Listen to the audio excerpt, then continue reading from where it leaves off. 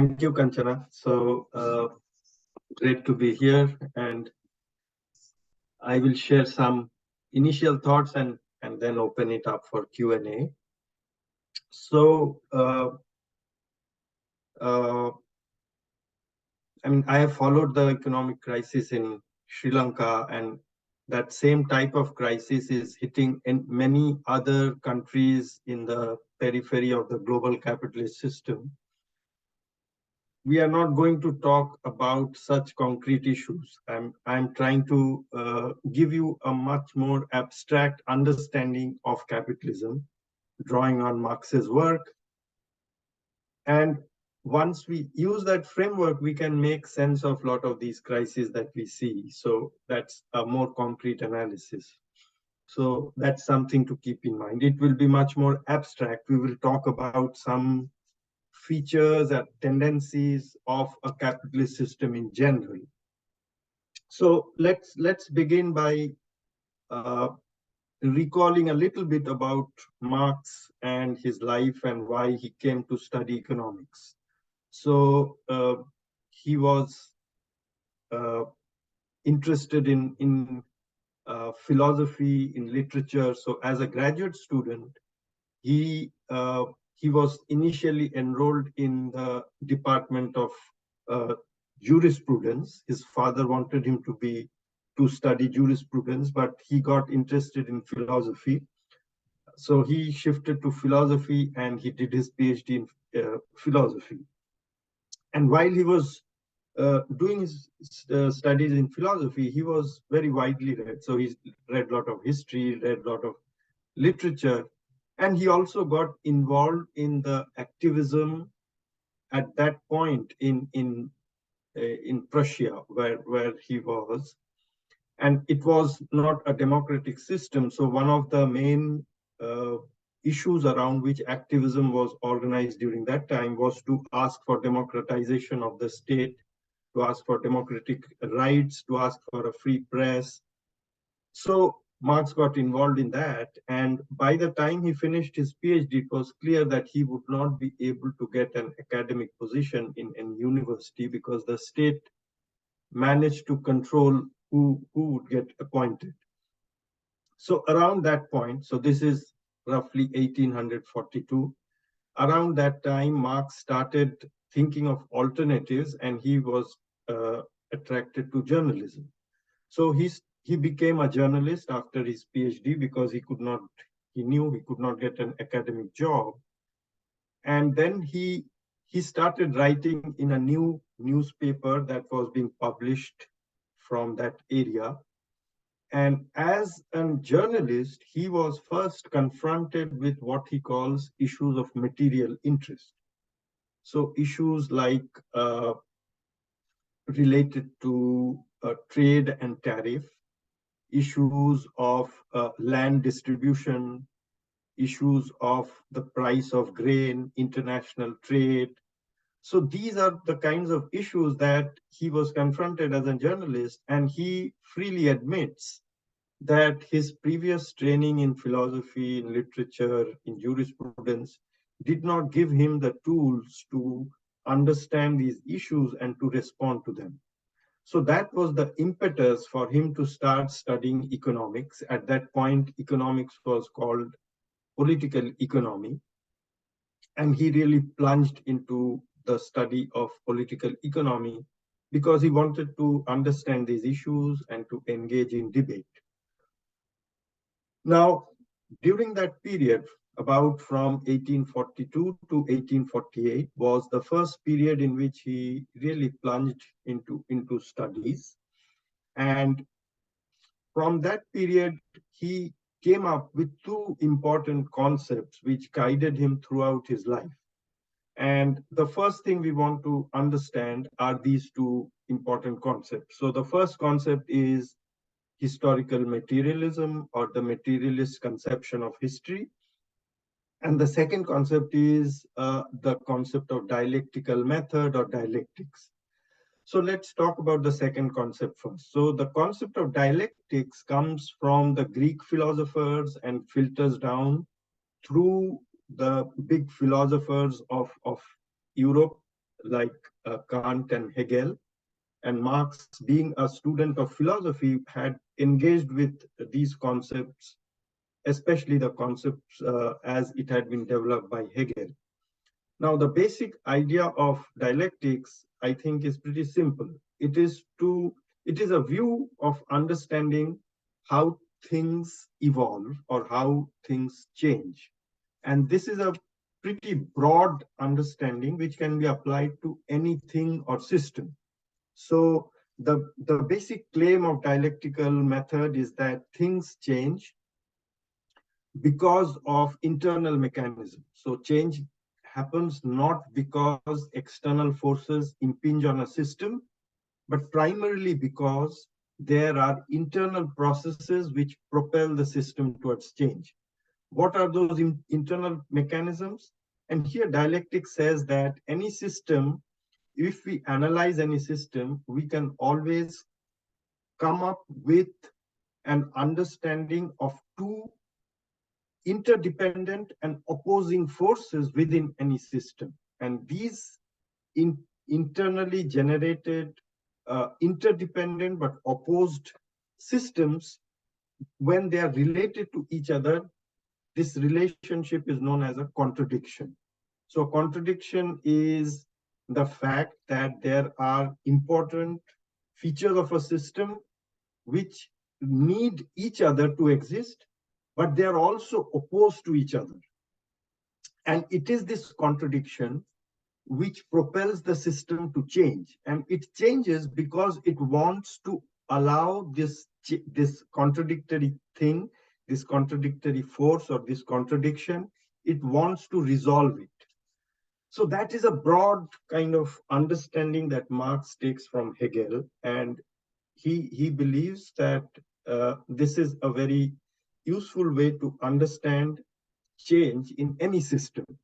Now, Marx, unlike Hegel, was interested in understanding why societies change, why there is large-scale historical change. And he uses this broad understanding to the study of societal change. So that's the first important idea that we encountered. The idea that things change because of internal mechanisms, and the internal mechanism that is most important to identify through analysis is to identify a contradiction in the system. And a contradiction is the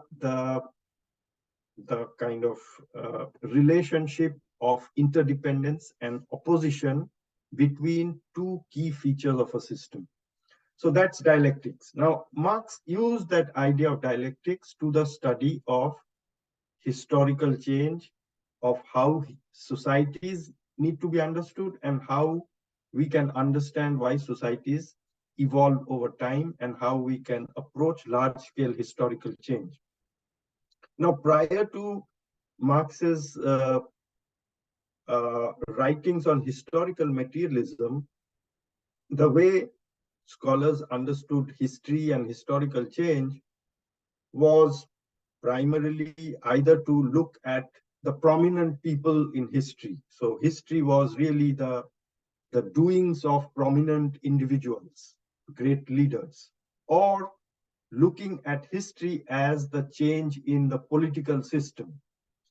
So Marx kind of brought a much more critical perspective to the understanding of history. And his claim was that these ways of understanding history and historical change is not complete, because if we focus on political institutions, we can probably explain why political institutions change by looking at political institutions, but that understanding would be incomplete, because we would not be able to relate those political institutions and their changes to the broader material context in which those political institutions exist. So Marx's claim was that to understand history and large-scale historical change, we should first and foremost look at the material conditions of life, how a society organizes itself to fulfill the basic needs of people in that society. That should be our initial point. Once we understand that, then we can go and explain why a particular kind of political institutions exist and why they change. So that's the primary claim of historical materialism, that to understand the structure of a society at a given point in time, we should first and foremost focus on how that society organizes the production of the basic goods and services that are required for all the people in that society to exist, and to focus in the relationships that emerge in that process of production. And that is the basic feature or the basic structure of society, which can then explain the political system. So in the study of, or in the theory of historical materialism, Marx develops three important concepts. One, productive power or productive forces. Another is relations of production, which we can also call the economic structure of society. And then political and legal institutions, which we can understand as the kind of legal superstructure or political superstructure of society. So let's go through these three concepts quickly. The productive forces are the collection of means of production of a society. All the tools and techniques, all the scientific skills, etc., which are available to a society and which can be used in the process of production. So that is one component of productive forces. The other is the capacity of human beings to do work, which Marx calls labor power. So the collection of the means of production and labor power at any given point in time is the basic productive force of a society, meaning it is the basic capacity of that society to produce all the goods and services it needs. The second concept is relations of production. So relations of production are the relationships of power over the means of production and labor power. And different societies that we observe in history can be characterized as having different kinds of relations of production. So let me give you some examples. So if we look at slave society, in slave society, all the means of production are owned by slave owners, and the slaves themselves are owned by slave owners. So there, the economic relations of power are completely concentrated in the hands of the class of slave owners. They not only own the means of production, but they also own the human beings who do actual work. So that form of society has a particular type of relations of production between the slave owners and the slaves. Now, if we come to, let's say, medieval Europe, which broadly historians agree is to be characterized as a feudal society. In a feudal society, the structure of power is very different. So the means of production in a feudal society is primarily land.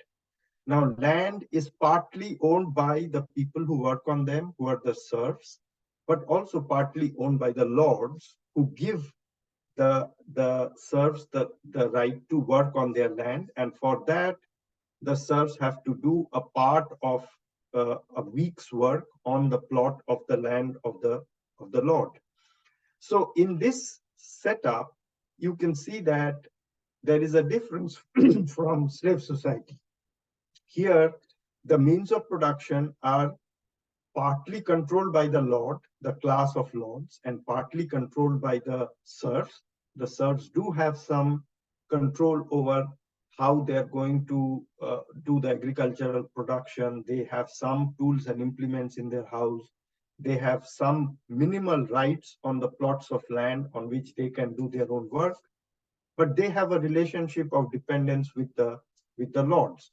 So if we look at broad phases of history, we can differentiate them according to these relationships of production. So the first key claim of historical materialism is that the type of relations of production that we observe can be explained by the type of productive power that is available to society.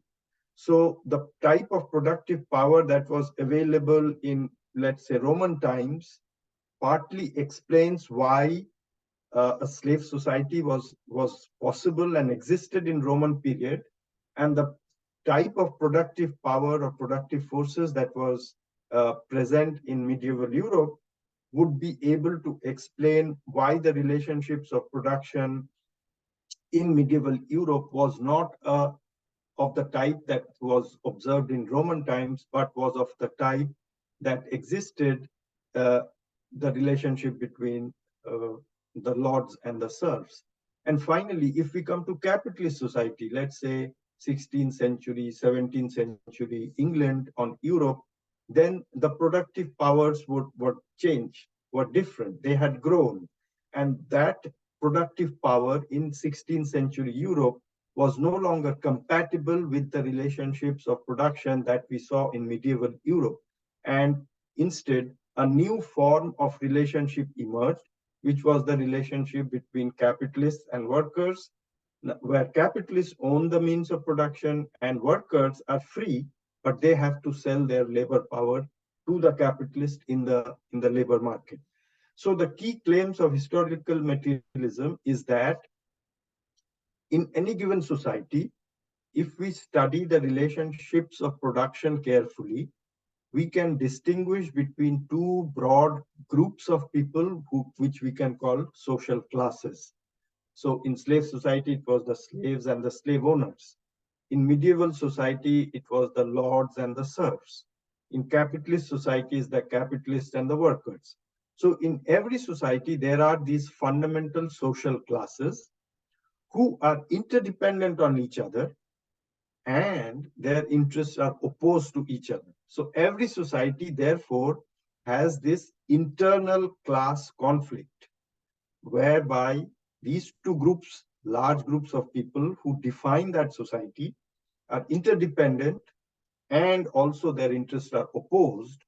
And borrowing from Hegel's idea of dialectics, Marx's claim was that societies evolve and change in the sense of large-scale historical change, not day-to-day change, because of the class conflict embedded in society.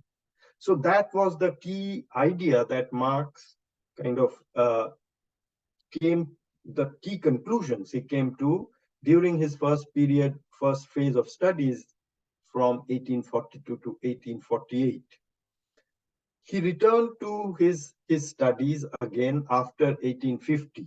Why was there a hiatus? Well, in 1848, you might remember, there was a revolutionary upsurge in almost all European countries. And Marx immediately joined the revolution as an activist and pushed his studies to the background.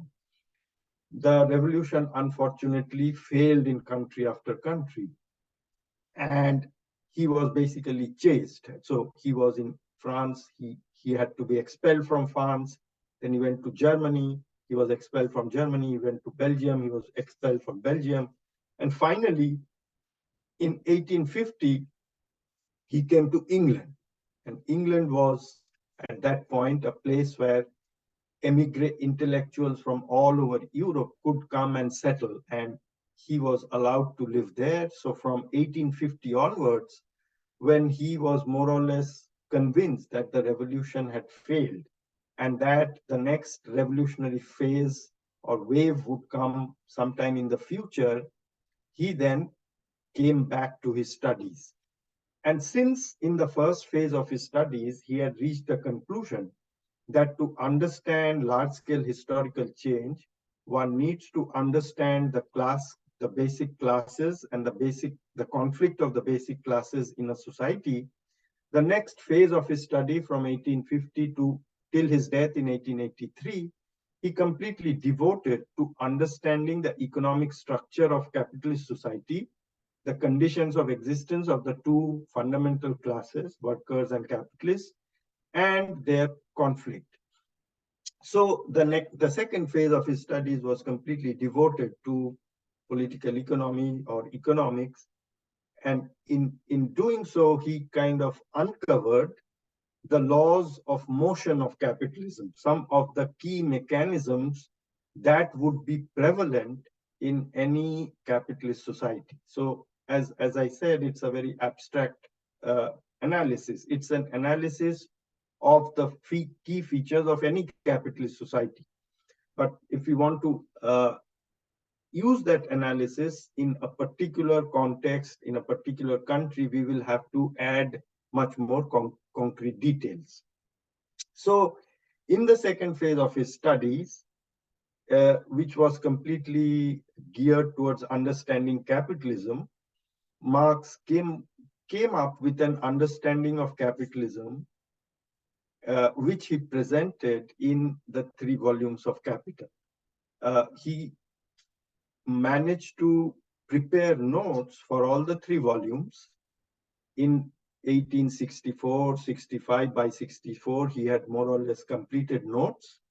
Then from 1865 onwards, he went back and took a volume 2, polished it, made it available to be, made it relatively complete so that it could be published. So it was published in 1867. But unfortunately, he did not have the time because of ill health and other things to return back to volume 2 and 3. They were left as notes, which later his comrade and friend Engels published after Marx's death as volume 2 and 3 of Capital. So volume 2, 3 are relatively unfinished because Marx did not have the ability to go back and revise them. But nonetheless, since he had already worked out the whole argument that he presented in volume 1, 2, and 3 in his notes, we do have a complete picture of where his vision of capitalism, his understanding of capitalism. So that is, if we study volume 1, 2, and 3, we get a complete picture, though in unfinished, in need of more research, in need of updating, but we do get a complete picture.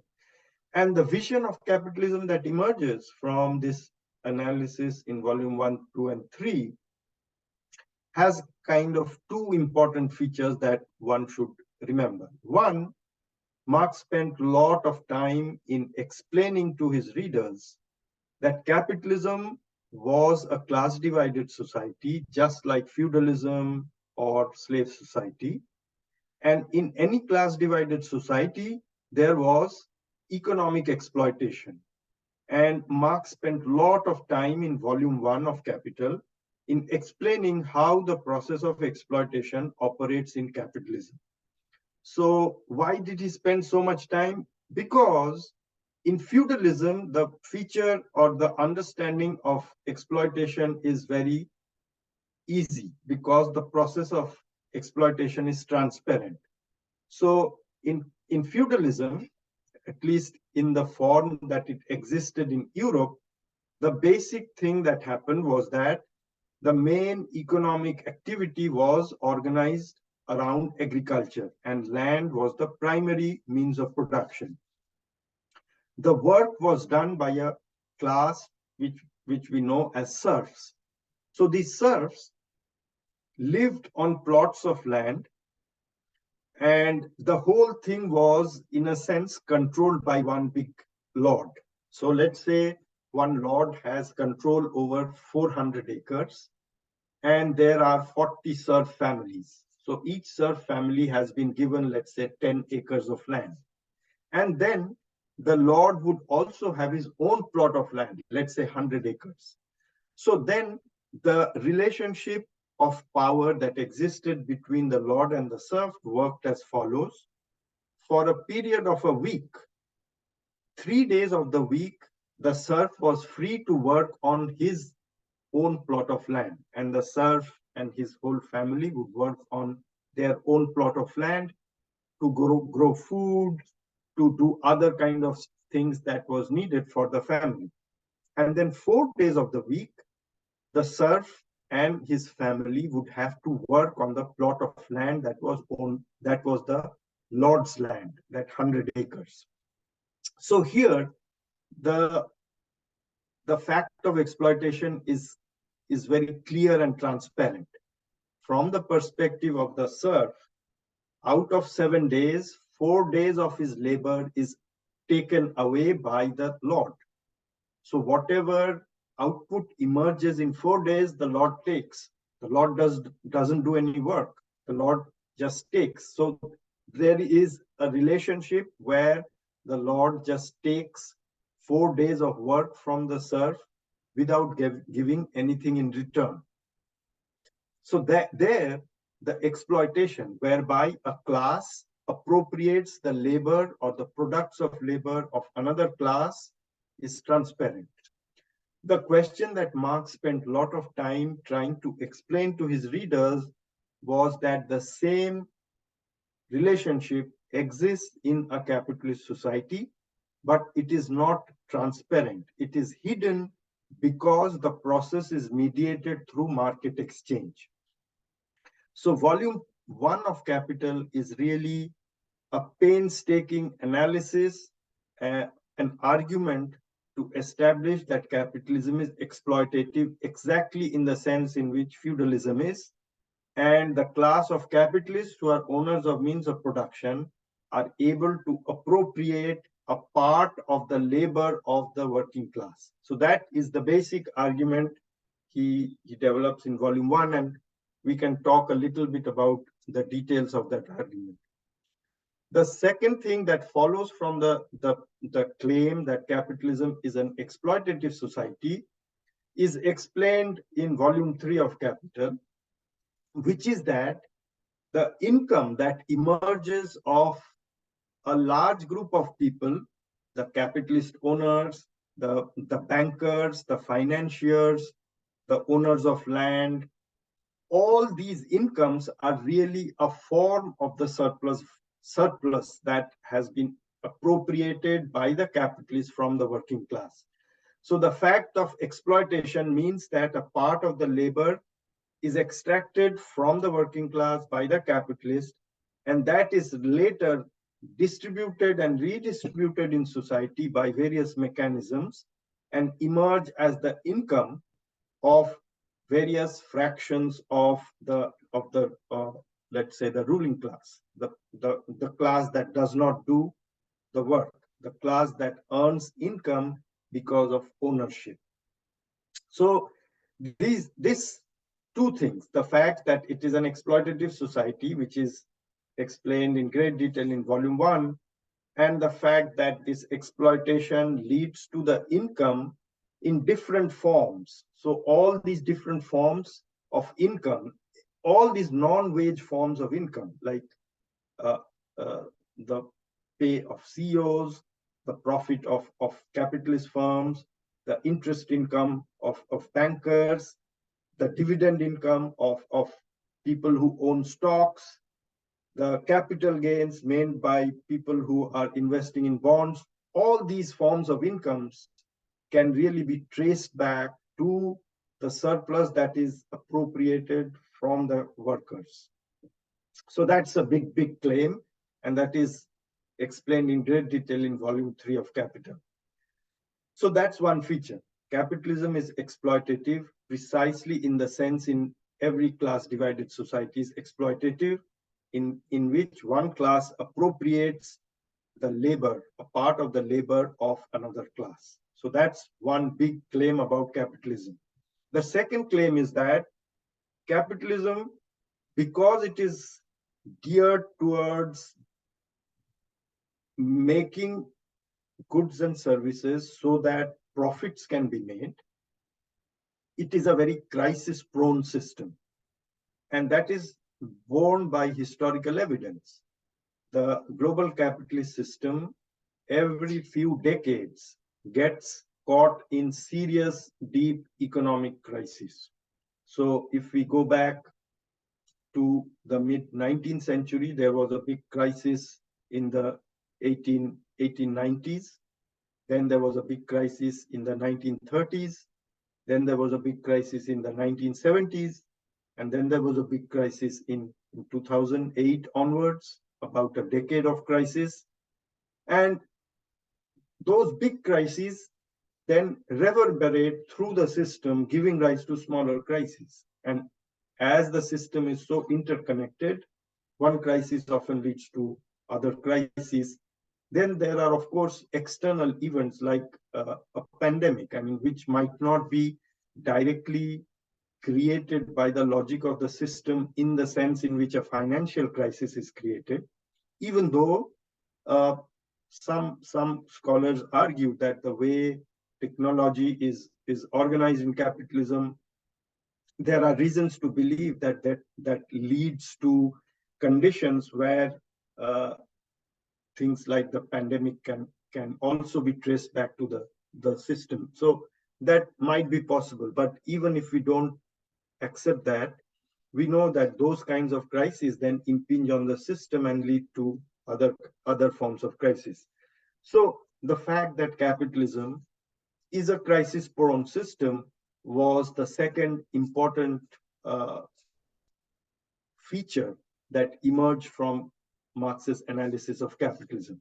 And this was important because it juxtaposed or completely opposed the view of the mainstream of the political economy discipline, which wanted to portray and understand capitalism as a harmonious system, which is not a crisis-ridden system, but rather a system which is the best possible way of organizing society so as to satisfy the needs of all members of society. And Marx was completely kind of opposed to this picture. And it seems that historical evidence has borne out the fact that capitalism is really a crisis-prone system. Capitalism without crisis is not possible. Every few decades, capitalism gets caught in a deep and serious economic crisis. Moreover, that crisis is generated by mechanisms within the system. It's not that some external force has impinged on the system, and that is why a crisis has happened.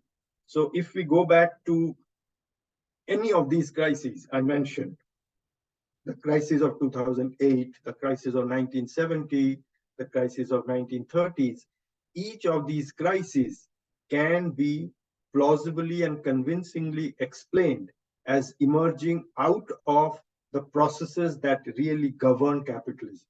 So it is not something outside the system. So therefore, crisis, which leads to so much suffering, social suffering, especially of the working class, if that is a feature of capitalism, then every period of deep economic crisis also opens up the possibility of moving beyond capitalism. Because at periods when the system is in crisis, there are voices and opinions which push us to think of alternative ways of organizing society. So, and that is the third kind of feature or point that emerges from Marx's analysis, which is that capitalism, which is a contradictory system, does have a historical role. And its historical role is to uh, generate development of the productive forces of society and thereby create the material conditions for its own transcendence, for creating a post-capitalist society. And Marx called it a socialist society and communist society. But whatever we call it, it emerges from his own logic that capitalism develops the productive forces, that is, makes available to society the resources and the technology and the skills that are necessary to produce enough goods and services to satisfy the basic needs, more than the basic needs of everybody. But the way capitalism is organized, it opens up this possibility, but also frustrates that possibility. And that is why it is necessary to go beyond capitalism to organize society in an alternative way, which is no longer governed by the logic of capital or the logic of making profits.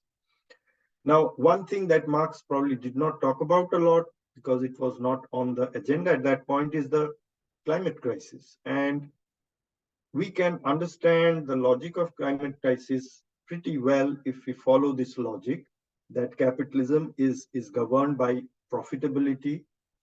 And climate crisis, what is really important is that the climate crisis is largely the result of technologies that have been adopted by capitalist firms over the last several decades.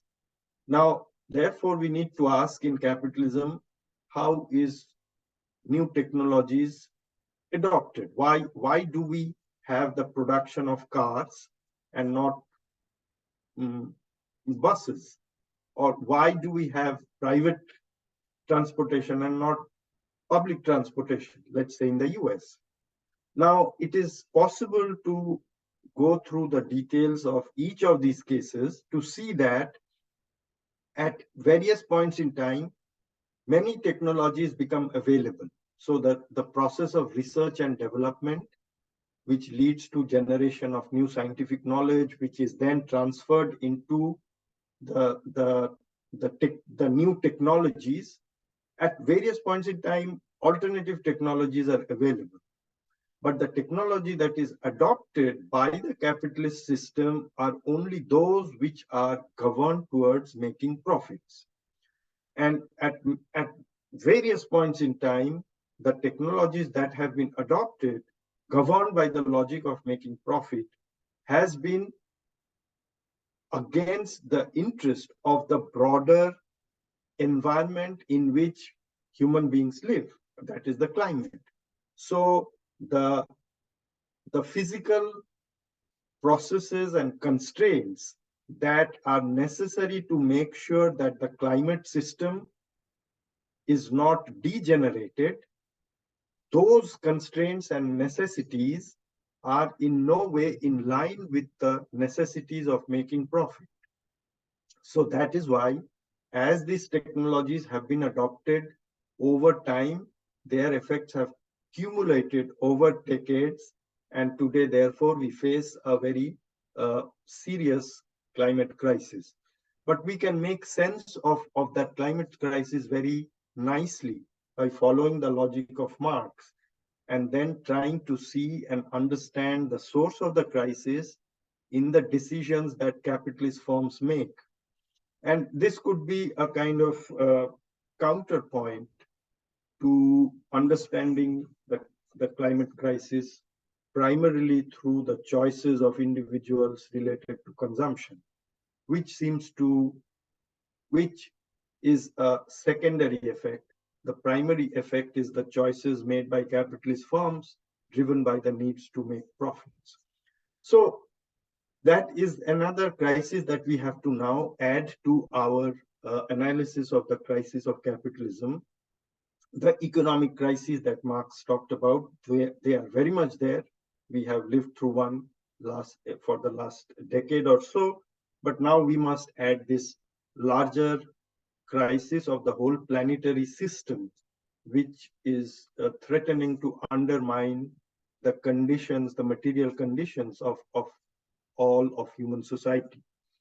So I will stop here just with just reiterating these 3 points, that Marx's vision of capitalism rests on a critique of capitalism on 2 counts. One, that it is an exploitative system, just like all class divided societies are.